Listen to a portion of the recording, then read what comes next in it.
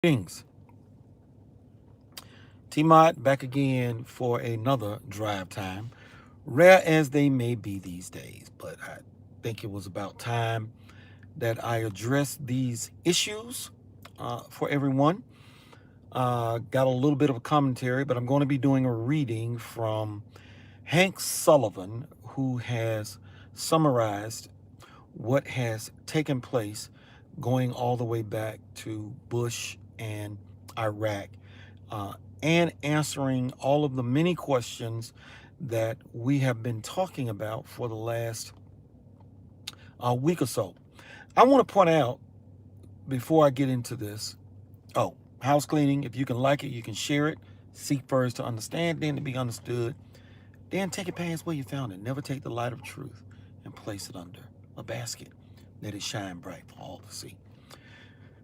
I have been unfriended by more people in the past 5 days than I have in the previous 2 months. I've been making a lot of posts on my wall. I would highly suggest that you go and read some of those posts. Um, there are quotes from Judge Joe Brown, memes, information that I have shared about the issue with Iran, for instance. There is no crisis with Iran, but I'm going to get into that in a minute. But the reason for these people unfriending me is because I don't say what they want to hear, and it upsets them. Of course, they're Democrats, but more importantly, libertarians, not all of them, but many, I mean rabidly upset because I don't believe like they do. And what kills me is when they say, I've lost my way, I've changed. I haven't changed. I am the same. I have grown. And I used to tell people, anything that doesn't grow may as well be dead. It's like a rock. So you should want to get better. You know, one of the things that I always include in my prayers at church is, Lord, help us to be better today than we were yesterday. So it's all about growth for me. And with that being said, I have a kitchen cabinet and a drawer with my knives, spoons, and forks in them. And it's my go-to. In my kitchen cabinet, there's Jesus Christ and all the prophets. And then there are 4 other individuals that I put in that kitchen cabinet because I know when they say something, they've experienced it, they vetted it, it's tried, and it's true. And they are Neil deGrasse Tyson. I want to know anything about the universe, my go-to guy. Hank Sullivan. I need to know anything about political events, current events. That's my go-to guy.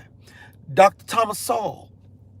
Who better knows about what goes on in the black condition, okay, that many folk don't understand, and Judge Joe Brown. I put a post out there about the LBGQXYZ group where he was talking about their agenda in Hollywood to turn males, black males, into beta males, to emasculate them. And I mentioned the fact that when they wanted to put Harriet Tubman on the money, that was a part of that agenda. And then white folks, white women, decide they want to try and justify it. And I had to tell the lady, you don't know me.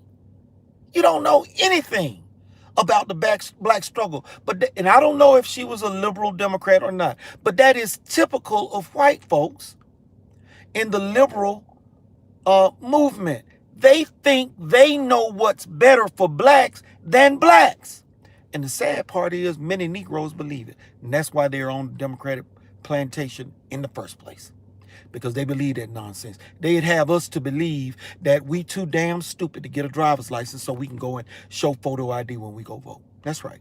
They got them believing that lie, don't even understand what it is they're doing. But I digress. So let me get into this. This is my little prelude on the reading that I'm going to do from Hank Sullivan.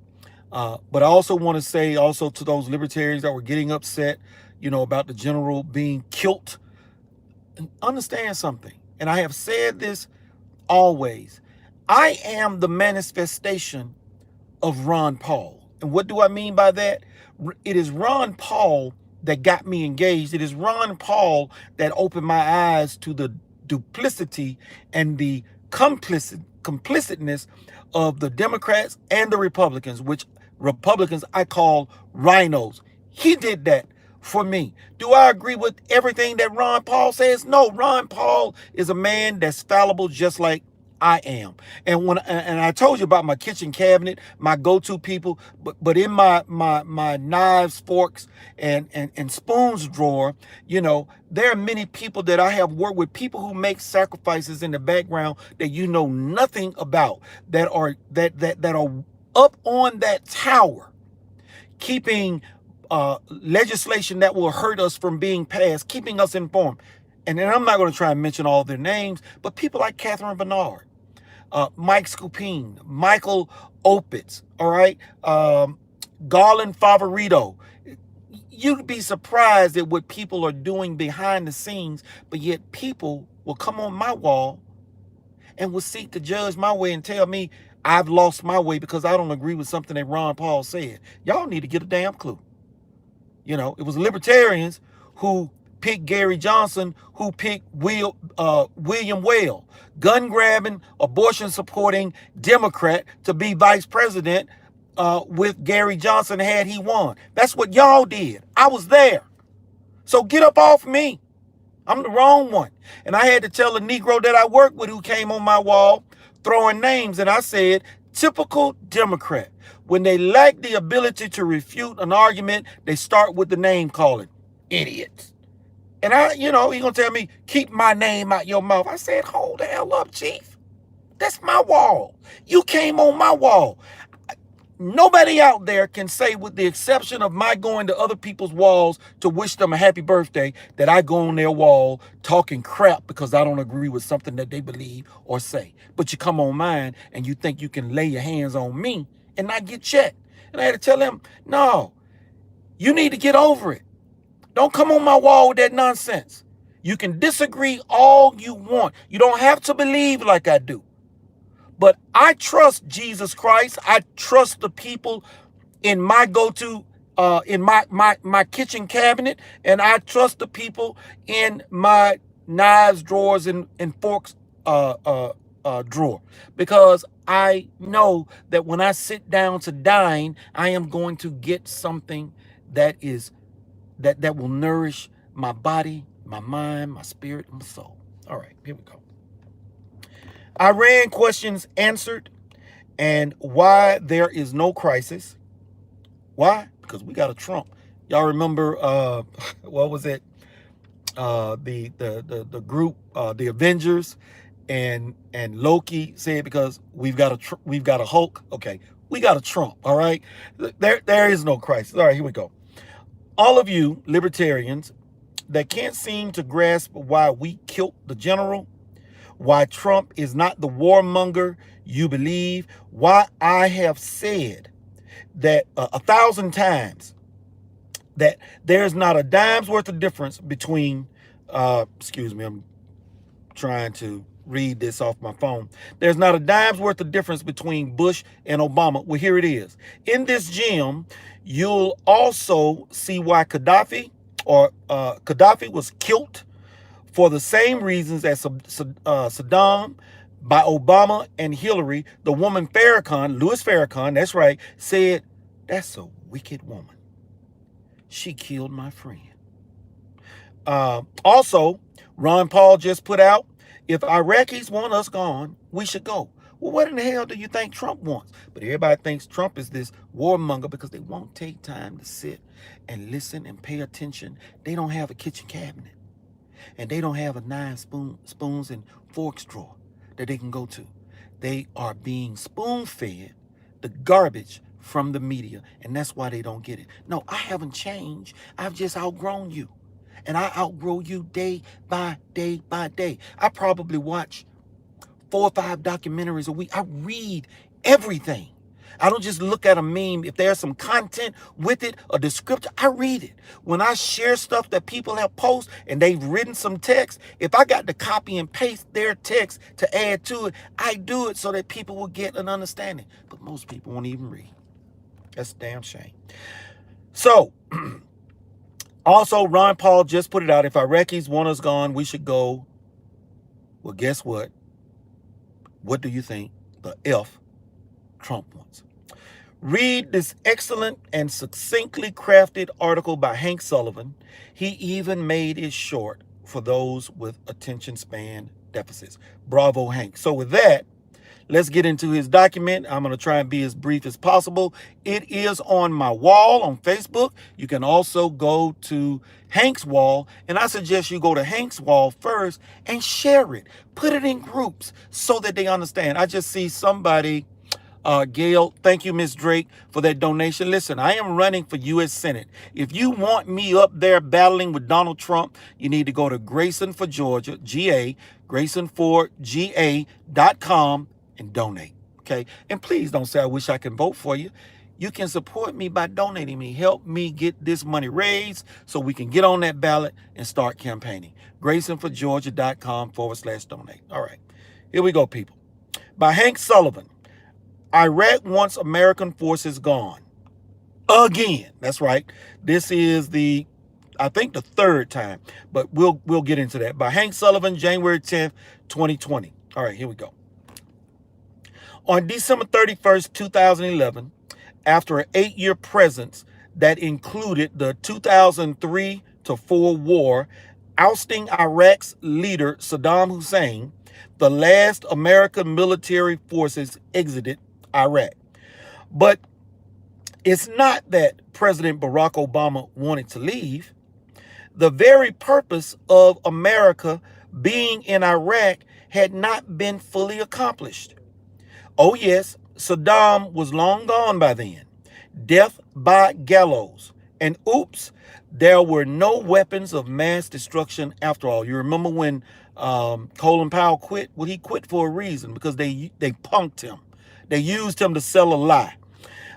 And because they say, oh, this is a general, decorated general, yeah, they'll believe him. He got out there and he sold that war to the American people. And we went in. Okay. And oops, there were no weapons of mass destruction after all. Sorry about that. Mr. Hussein, our bad. Then Hank links to an article that takes you back to that. U.S. troops are leaving because Iraq doesn't want them there, for your external reading to go along with backing up what he has written. Moving on.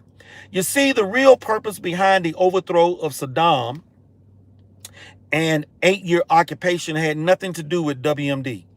The real purpose was twofold. First, in 1998, with the value of the euro steadily increasing against the dollar, Saddam Hussein declared Iraq would no longer accept American currency in exchange for its oil. Ooh-wee!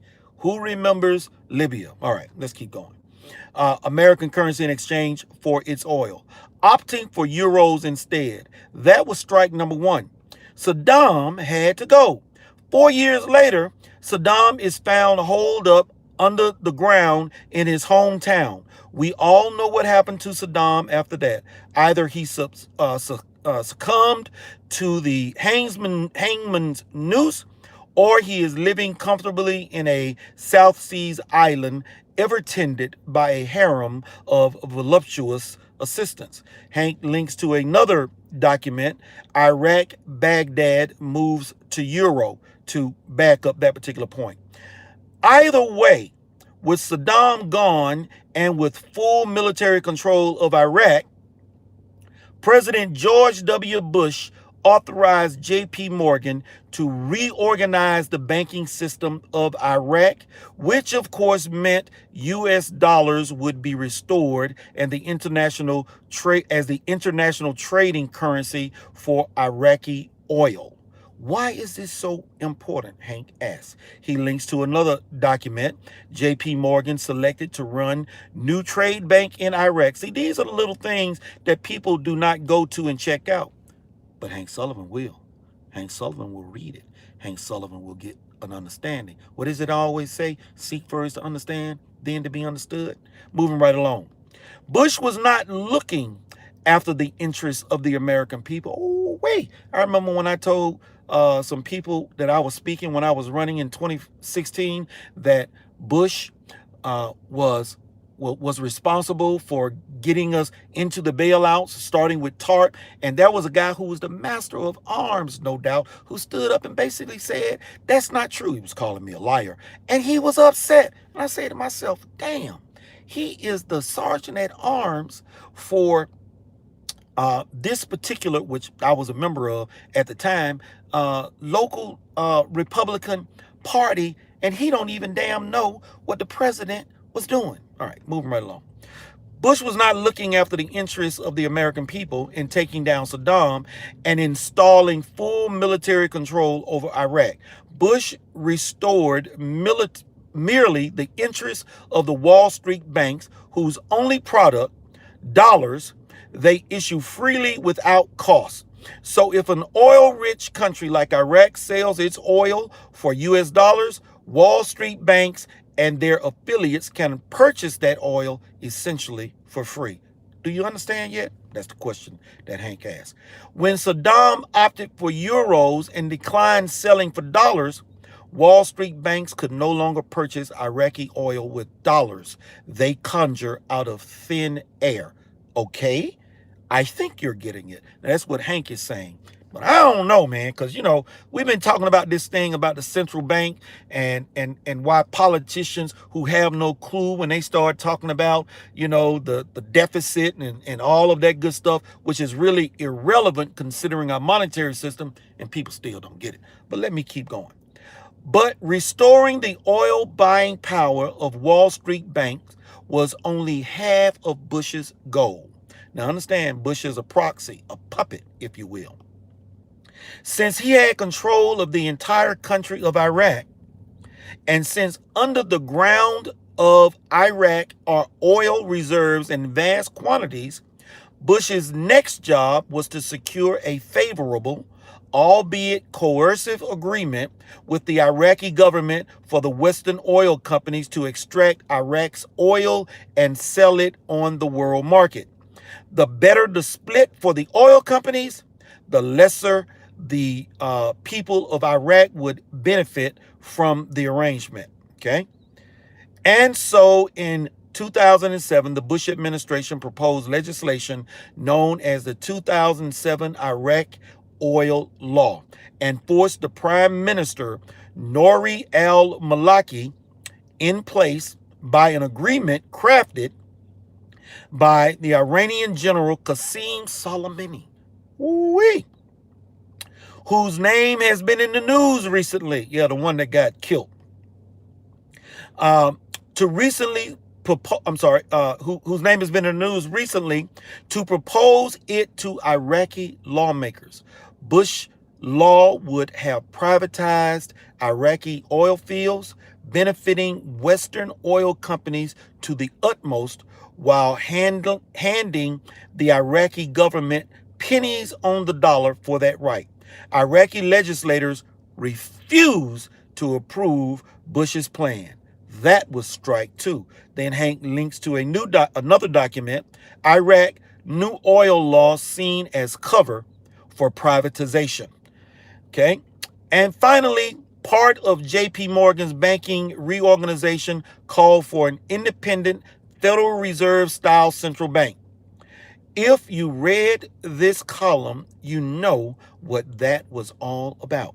The Iraq Supreme Court, in place by Bush's new Iraq Constitution, rejected that idea, opining that operating a private central bank would be unconstitutional.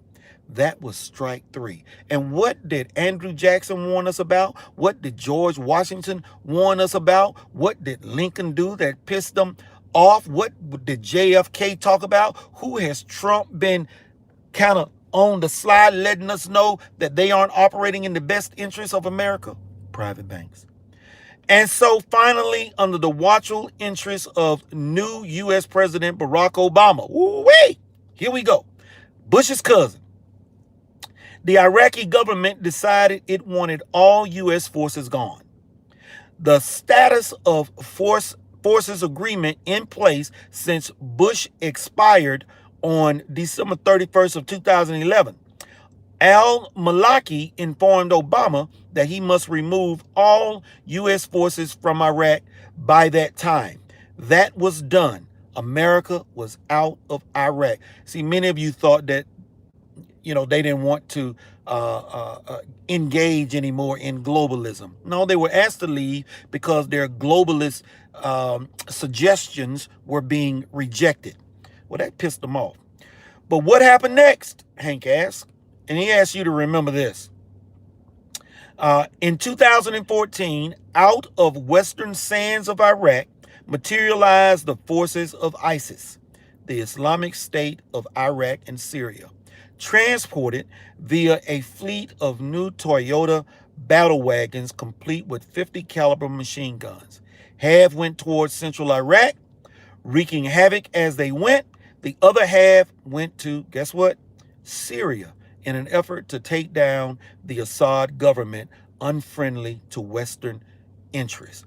Hank gives you another meme. ISIS, new Toyota trucks. Al-Maliki told the world at the time that Obama was behind the ISIS invasion of Iraq and Syria. And you might recall during the 2016 campaign, candidate Donald Trump told the world the same thing, that Obama and Hillary created ISIS. Hank links to another document that's titled Nouri al-Maliki, Maliki forced from post as Iraq's political turmoil deepens. Okay. Notably, President Obama refused to help al-Maliki against ISIS until the al-Maliki government was gone and a new government was one presumably more agreeable towards assigning the Bush oil agreement might be put in place. Hank links to another document. I'm just going to read the first line. The U.S. government said that it would arm Iraqi Kurdish militias to prevent the fall of the final bastion of pro-U.S. territory in Iraq. And you can read that for yourself. As a result, in August 2014, al-Maliki stepped down as prime minister. The new Iraq government welcomed Barack Obama to bring U.S. troops back in to help fight ISIS. So as long as ISIS might be present, Iraq would need U.S. troops to fight them off. Hopefully, you see what is going on here now. Hopefully. That is the hope. The threat of ISIS gave Obama and a presumptively elected President Hillary Clinton leverage against the Iraq government to sign the same oil law left languishing in 2007. But Hillary didn't win, as Hank writes. Are y'all getting how these dots are connected right now? Are you getting it? Donald Trump won in 2016 and actually used the U.S. forces stationed in Iraq at the behest of the Iraq government to destroy ISIS. Now that ISIS is gone, and now that Trump used those same forces to kill Iranian General Qasem Soleimani, friend of al-Maliki, you recall, Iraqi legislators want U.S. forces gone again. Now you are all caught up. Now, if you still don't understand what's happening, if you still think that Trump is for the deep state, that he is an operative of the deep state, that he is self-interested only, I am going to say this, and if it offends you, I'm sorry. You're a fool, because you have missed everything. You understand nothing. Now, just because you are offended doesn't mean that I'm wrong. What it means is you are caught up in what you are hearing from the media And that includes Fox, because they put out BS as well. When the attack took place, first thing they were putting out there without any confirmation was American troops are killed. That was the first thing they put out. And that was the furthest thing from the truth. No, it wasn't. We're in a crisis. There is no crisis. And I say, Iran don't want none of this. All of this is about theater, so that the globalists can maintain control over in the Middle East. Iraq, Iran, they all have it going. But Trump ain't playing that game. And when Trump ran and said, I don't want us over there, I want us to come home, he does. But here's the other thing that people expect. You see, it took the central bank has had 109 or so years to get their foothold in America. Going back to 1910, when they began the planning with the first banking collapse. And in 1913, it culminated with Woodrow Wilson giving us the Federal Reserve Act, the 16th Amendment, and the IRS. All right? So since then, they've been digging in, man. They've been digging in, going hog wild, taking it to the head. All right? But you thought that Trump was going to go into office, snap his fingers, damn, everything he promised was going to take place right then. You thought that Trump was just going to go in office, snap his fingers, and bring all the troops back home. He didn't create the mess. Now, I didn't blame Ron Paul or Rand Paul or any of those conservatives with the stellar voting records for us being over there. I know they didn't want us to be over there, but they were powerless to do anything about it because of puppet presidents like Bush and Obama. They were just voices crying in the wilderness, but they were still ineffective. But then we got a Trump. Now something is getting done. But that does not mean that Trump was going to get into office and on day one, snap his fingers and everything was going to be solved. They've had 100 years of sticking it into us. And I mean deep. It's going to take time to pull it out. And that's what Trump is doing bit by bit by bit. They built the wall brick by brick with cement. Trump is taking his time and dismantling that wall brick by brick. Cement and all. But it takes some time. It takes some time. It's going to get done. I believe that he will find a way to get us from over there. But first, we have to be disentrenched. And that probably ain't even a word. But we are deeply entrenched, and we could not cut away and run because that would leave a wound festering. The wound has to be treated, sutured, bandaged, and given time to heal. And our troops will come home. And I believe that because everything that Trump has been doing is to that end. And that's what people don't understand.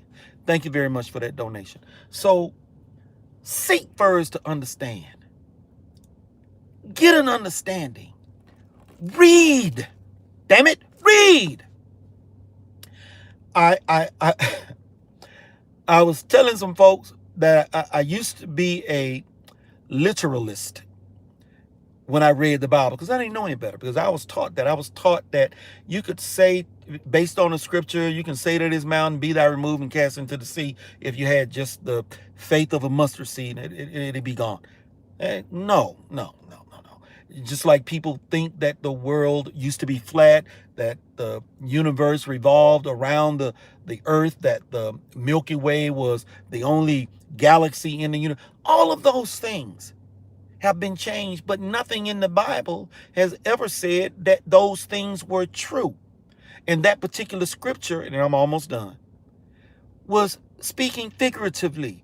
We can have troubles in our lives that seem as big as a mountain, but if we have faith the size of a mustard seed, we can say to that mountain, be thou removed and cast into the sea. But ain't nobody finna walk up the Stone Mountain and say, hey, Stone Mountain, get your ass over there in the Atlantic Ocean. It ain't gonna happen. And that's not what it meant. So Ignorance is a disease that is easily curable if you take time to read and if you take time to study. I'm going to close with that. I love you all. Thank you. Those that did donate, again, remember GraysonForGeorgia.com. If you want somebody up there that's not a rhino, that is going to actually work with Trump, that will expose rhinos. You want me in DC. You need me in DC. You need me on that wall. T-Mod out, drive time.